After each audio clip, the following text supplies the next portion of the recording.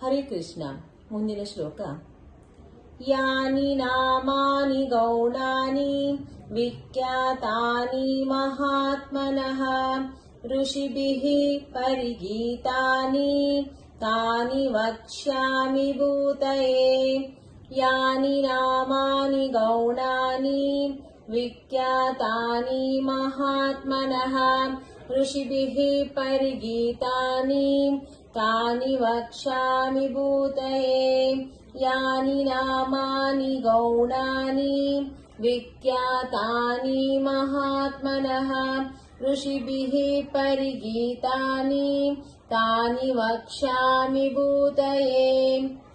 ಇದರ ಅರ್ಥ, ಪ್ರಾಚೀನ ಋಷಿ ಮುನಿಗಳು ಮಹಾತ್ಮರು ನಿರಂತರ ಉಪಾಸನೆ ಮಾಡಿಕೊಂಡು ಬಂದಿರುವ ಆ ಪರಮಾತ್ಮನ ಗುಣವನ್ನು ಸಾರುವ ಹೆಸರಾಂತ 1000 ನಾಮಗಳನ್ನು ಹೇಳುತ್ತೇನೆ ಎಂದು ಭೀಷ್ಮಾಚಾರ್ಯರು ವಿಷ್ಣು ಸಹಸ್ರನಾಮವನ್ನು ಶ್ರೀಕೃಷ್ಣನ ಸಮ್ಮುಖದಲ್ಲಿ ಧರ್ಮರಾಯನಿಗೆ ಉಪದೇಶ ಮಾಡುತ್ತಾರೆ.